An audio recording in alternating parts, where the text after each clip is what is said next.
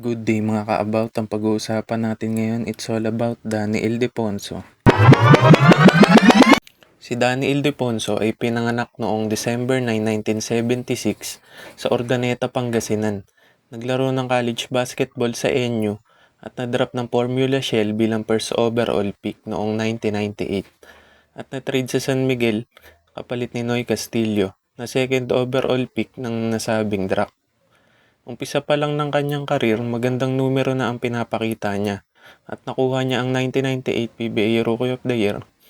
Noong 2001 season, muntikan na nilang makuha ang Grand Slam pero nalaglag sila ng batang Red Bull Thunder sa finals ng Commissioner's Cup sa loob ng 6 na laro. Ngunit nakuha naman ni Danny ay ang dalawang magkasunod na MVP noong 2000 at 2001 na tatlo pa lang ang nakakagawa bukod sa kanya, si Bogs Adornado, Alvin Patrimonio at Junmar Fajardo sa PBA.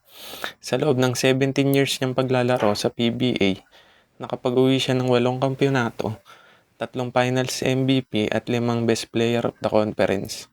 Bago pa ang kanyang unang pagre-retiro, naging mentor pa siya sa batang Junmar Fajardo sa koponan ng Petron at naging malaking tulong kung ano man ang mga na-achieve ni Junmar ngayon.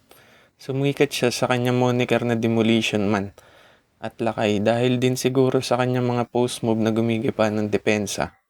Bago pa ang kanyang unang pagre-retiro, naglaro pa siya sa Meralco Bolts noong 2013 hanggang 2015.